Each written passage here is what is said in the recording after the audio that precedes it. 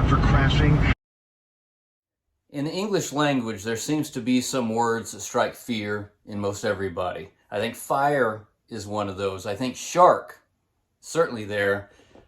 Snake should be added to that list. And the one we're going to talk about today is moving. Everybody hates to move. So we're going to discuss some of the things we did wrong and some things we've learned from and things I just still continue to do the wrong way. I understand that most people move between 4 and 7 times in their lifetime. Me, I've moved a lot. I've moved 43 times. This is my 43rd move. You know, we buy houses, we build houses, and we move into them. And so we do move a lot, but that's not all of it.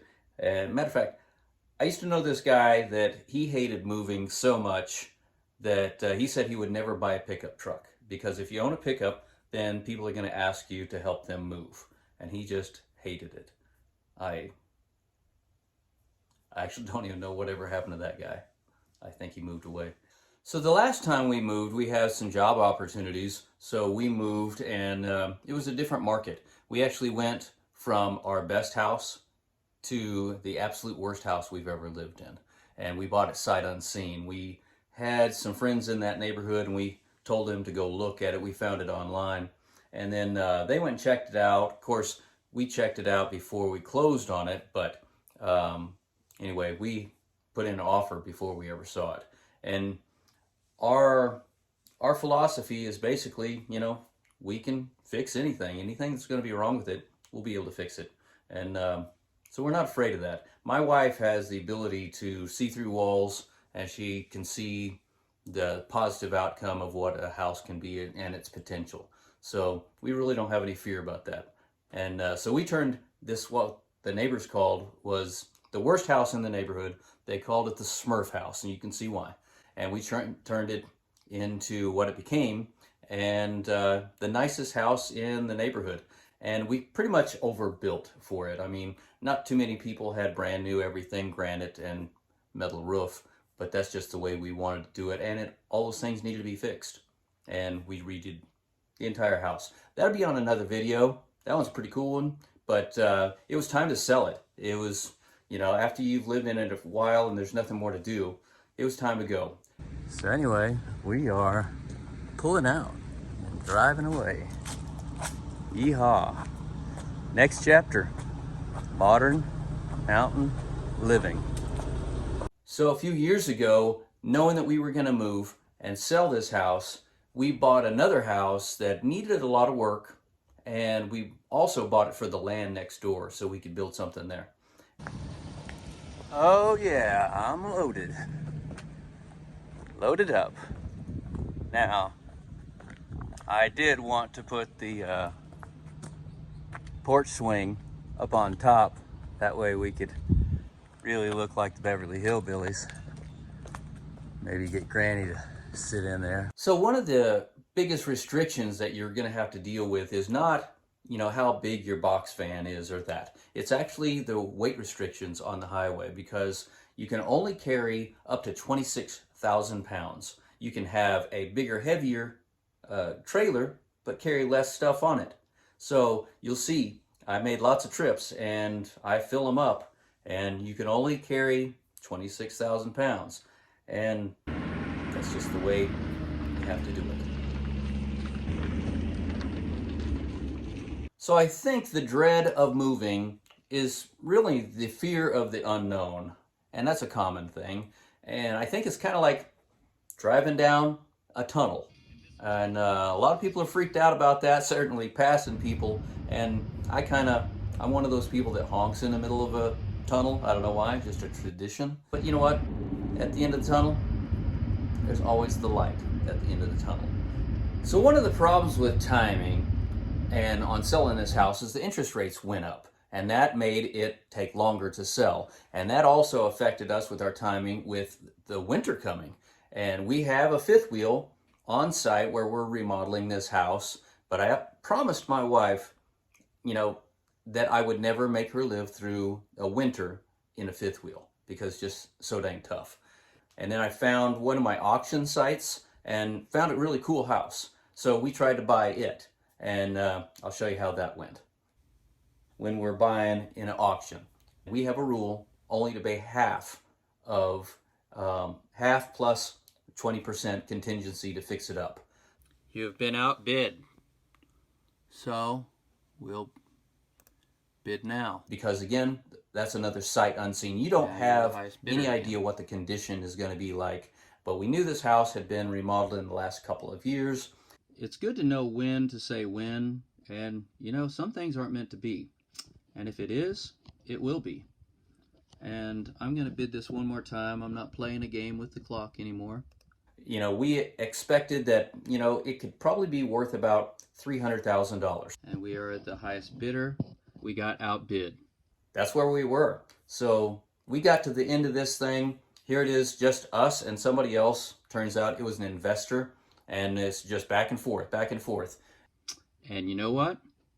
We're going to let it go. You got to stick to your guns. And when we got to our threshold, we stopped and we let it go. This wasn't meant to be, and that's how it goes. And you know, bless the people that buy it. And sure enough, it sold for $142,000. And within 6 months, that investor, they sold it for $350,000. But it just wasn't meant to be. I'm getting to a point here, because was it a mistake? Here we had to move out of the house in order to stage it, finish new carpet and everything. And that also meant that we had to get rid of a lot of the toys. It was time to go.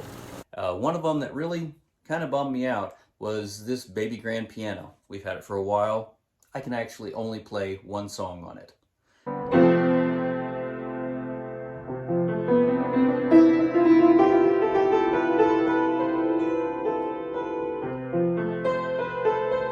And I wrote it and played it at my mom's funeral, and I bawled like a baby. But yeah, it's kind of a bummer. We tried to sell it, and we tried to give it away, and then we got in a time crunch when just things have to happen. And then I offered to load it up on a trailer, and then take it to them and put it together wherever they wanted it. I really wanted this to go to a good home. It played well, it sounded really good, and it's just cool. Man, it broke my heart, because I'm not going to show you the footage of it, but I ended up having to take that to the dump. And that's a bummer. I had to take that thing to the dump and leave it there. That's where it went.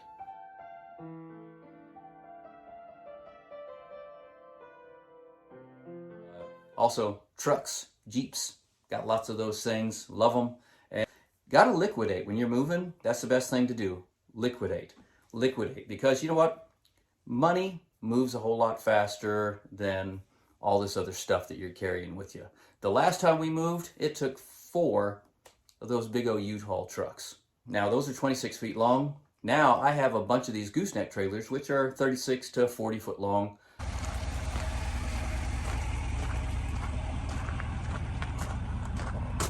Takes a little bit when you have to pass somebody and can't see if the bike's on the back. And I can put more stuff on those, and I've got to move them anyway. So what I did is I would build like this little box, you see that, and then load it up. Mostly it's tools that I just can't replace. And also, when you're in a time crunch, you run out of time to get rid of stuff. So you're just going to have to load it up. And that took about 10 loads this time. So really, we're not too good on the learning scale on that one. It's mostly my fault. So some of the biggest mistakes we've made is not liquidating enough, and our timing, I don't know what to do about that. Our timing always seems to be really stacked against us. The interest rates changed just when we were about to put this house on the market, and that made it take a lot longer to sell. And that put us further on the calendar, closer towards winter, We were moving when fuel prices were at their highest. So when you're moving, you got a job to do, and I'm just going to get it done. And it requires a lot of traveling and a lot of moving, a lot of driving.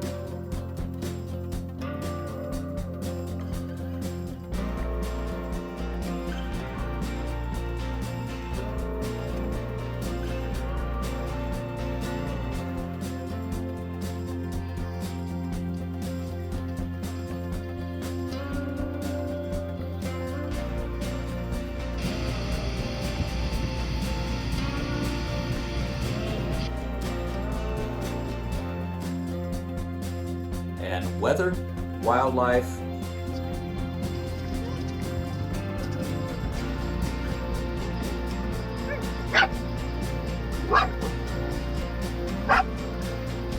get him, Rowdy. Get him, Rowdy. Get him. crazy things like bridges that you think you're going to fall through or fall off of. One of the scarier things that happened was when we were approaching a really long bridge, and I'm already on it. And I've got a 40-foot gooseneck trailer loaded, and I'm running down the road pretty quickly. Then there's this truck signaling me that there's a wide load coming onto the bridge, and we're going to share this bridge with a wide load.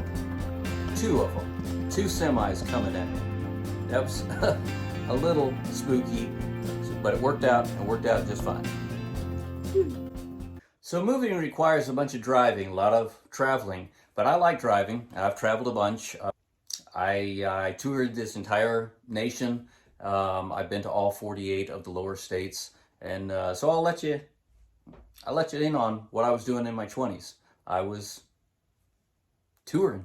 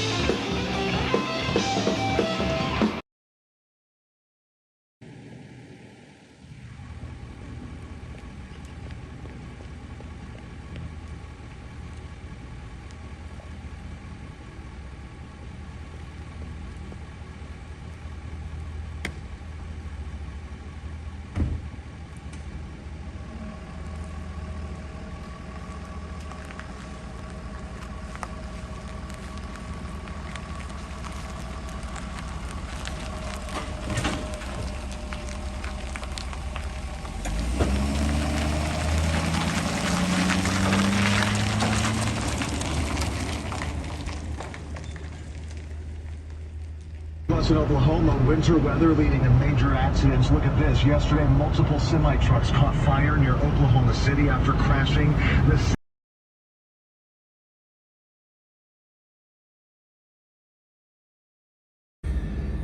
sure to tune into a special episode of the Daily Zeitgeist that was recorded.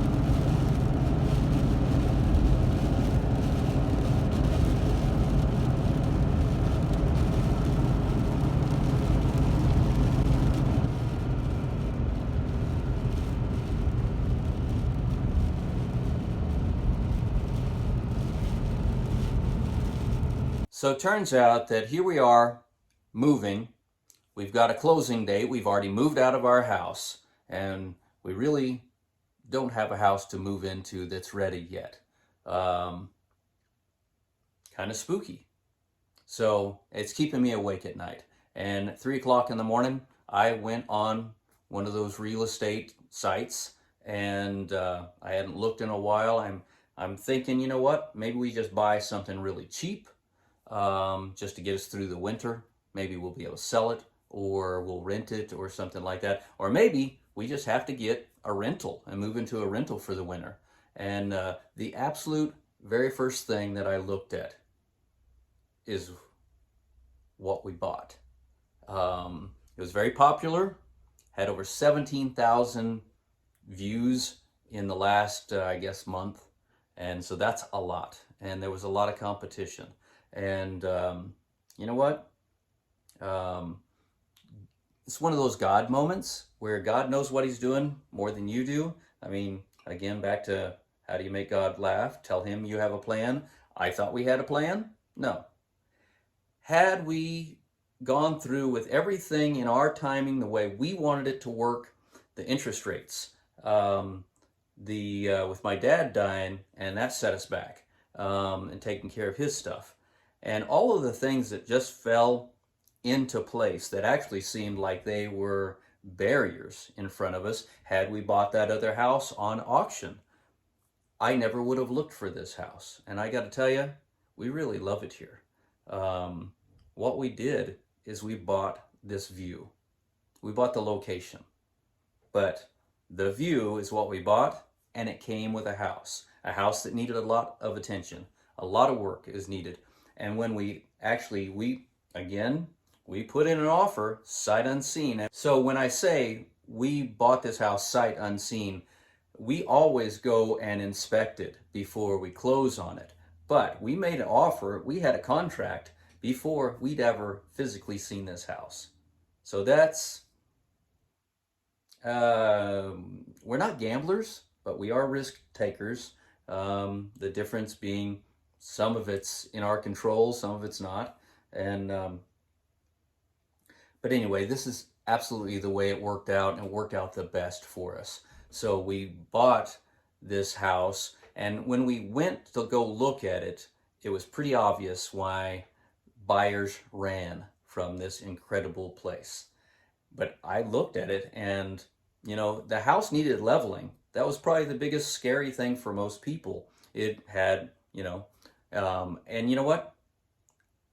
Perfect. So this isn't just the best place to be working at, best conditions, but it's what you got to deal with. That's just for a little bit of time, so just get it over with. Sun's out, it's nice and shining. I'd rather be doing something else. The lake is right there. It's gorgeous outside, and this has to be done just so I can move on, because the weather's perfect. There will be days I will not be able to get underneath here because the snow is piled up against the house. Won't be able to do that anymore. Because not only are you just picking up a wall, what you're doing is you're also picking up that rafter. And that rafter is pushing all the way against the farthest end of the house, way over there. This one's a little bit angled. I did have one pop and hit me in the elbow yesterday. I told you, it's violent. It hurt. But no broken bones, no chipped teeth, and I don't have a black eye. Now listen. You can hear the whole house moving.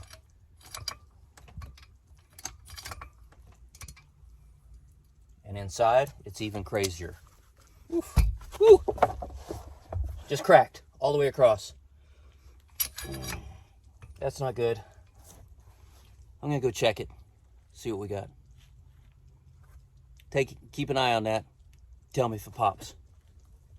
It was not a big deal to me because in years past, I used to level a lot of houses. And so that was no big deal. And you know, for the amount of discount that we got, it only took me a few days in order to level this house. It's not easy work. It's actually pretty dangerous, but it's doable, and I knew how to do it. So again, somebody pointing us in the right direction. It's a blessing. So this house needed a little bit of attention, and one of the most unexpected things about it, it has a little stream running underneath the house, which kind of undermined it, which is why it wasn't level. And there's a couple other reasons, but that needed to be addressed first. So first thing I did, I diverted the water away from the house. I don't know why nobody else did that before. It's worked out really great. It's beautiful, and it's it's what's unique about this house is it has its own natural water feature. We've actually got several waterfalls on the property. I've got one right out my office window. It's pretty cool.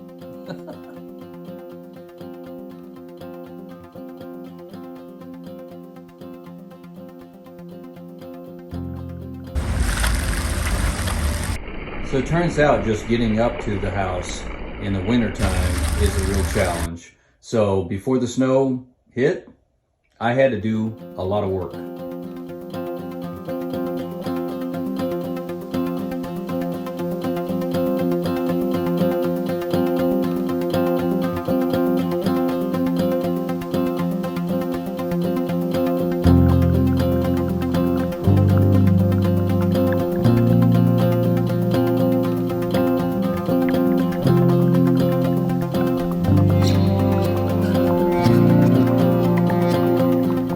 So you guys have been really patient, and I've been anticipating and excited to bring you this video because it opens up a new chapter in our life. And modern mountain living is just taking off, and I needed to present this first before you see the other things that are happening in our life. And we've got a lot going on. It's going to be exciting, and I really appreciate you guys hanging out. And if you like it, most of you are not subscribed. That would be helpful. And I want to see this channel grow and love to hear your comments. And I'm excited to share with you our new start.